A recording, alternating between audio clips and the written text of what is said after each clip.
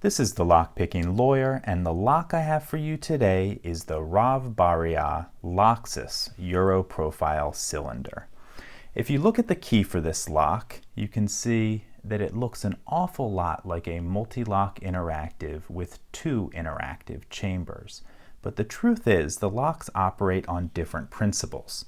Let me show you the keys and explain the difference.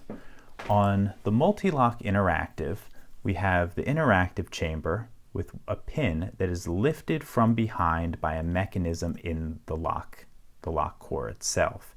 That in turn lifts a pin to the shear line above the top of the keyway. It makes for copying a key like this very, very difficult. The Rav Bariach does something similar in two chambers, but there is no mechanism at all inside of the lock core. The mechanism is all in the key. Let me zoom in and I'll show you. Rather than there being a detent in the core that lifts up the chambers, the springs are actually between the bottom and top plates. So you can see if I press down on here, they just spring right back up.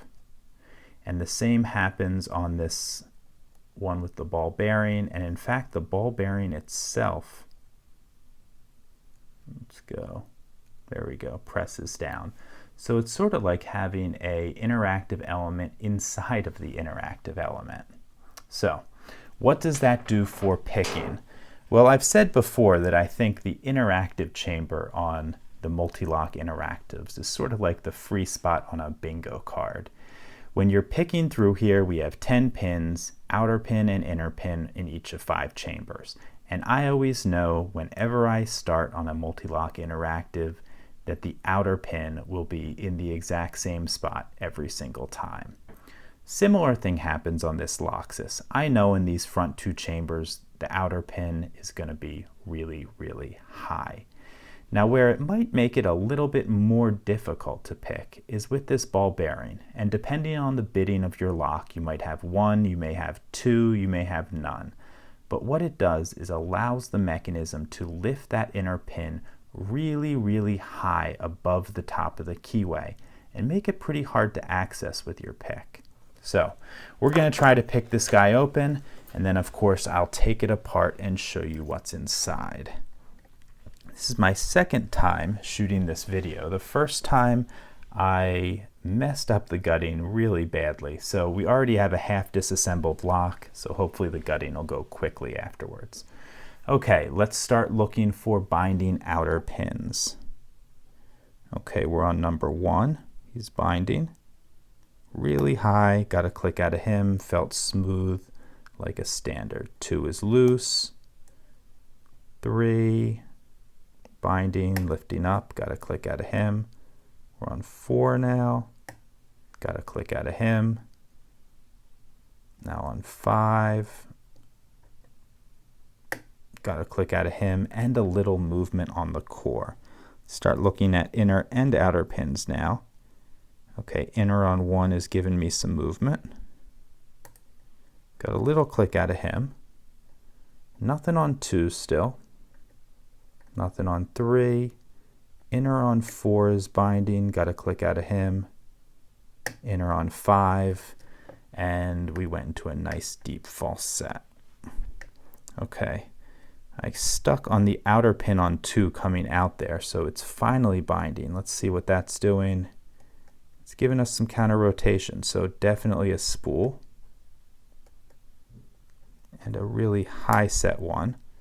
Okay, I think we got him set, and wow, I think my pick was on the center of that pin, so we got lucky, and we picked the inner pin at the same time. Just looking for inner driver pins now.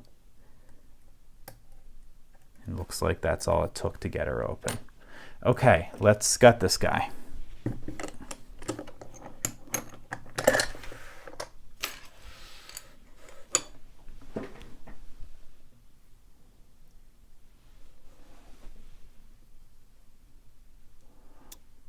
Okay. Let me lock this up and gut it using a key.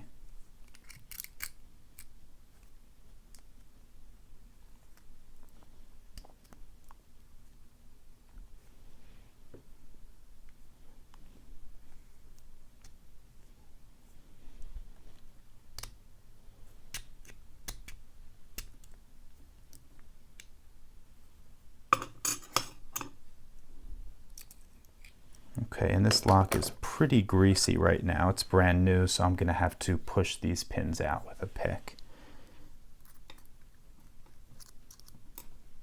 There's 1, 2,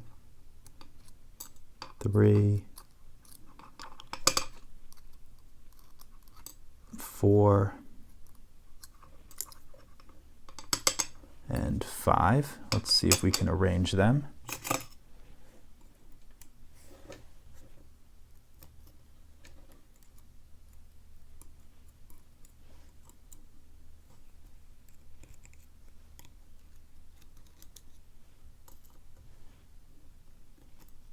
Like I said, everything's greasy, so nothing's just falling apart. I have to push everything.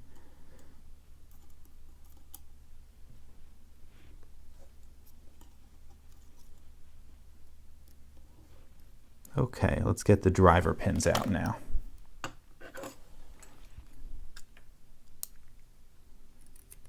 Okay, one is a pin-in-pin standard.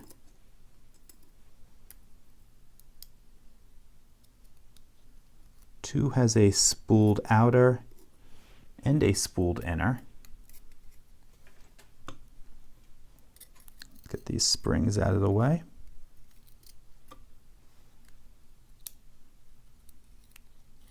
Three is standard, inner and outer. Same on 4. And same on 5. Okay, let's give you a close-up of all of this.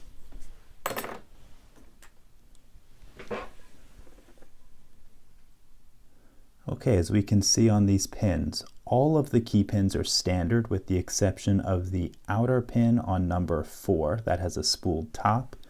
Then all of our driver pins are standard as well, with the exception of number 2 that has a spooled both inner and outer pin. I don't know if there's any relation to the fact that that's the chamber with our ball bearing in it, but it seems like that's probably more than just a coincidence. The hardest pin to access also has the hardest security pins. I'll also give you another close-up of that key. You can see our bitting. It's okay with a nice deep pin in number 4, a high one in 5, and then we have those 2 interactive chambers. Moving over to the core. Let's see, looking right down the chambers, you can confirm that there's no detent or anything to operate those interactive chambers. It's all due to the springs in the key. Right up front, looks like we have a ball bearing guarding the locking or guarding the pin stack. And then we have 2 more hearted inserts above and below the keyway. Right in the center there, you see a hole. We would normally put a ball bearing in there for drill resistance, but I don't see one here. Other than that, nothing too unusual about this core. Okay, this has been our Rav Bariach Locxis Euro Profile cylinder. If you have any questions or comments, please put them below. If you like this video and would like to see more like it, please subscribe. And as always, have a nice day. Thank you.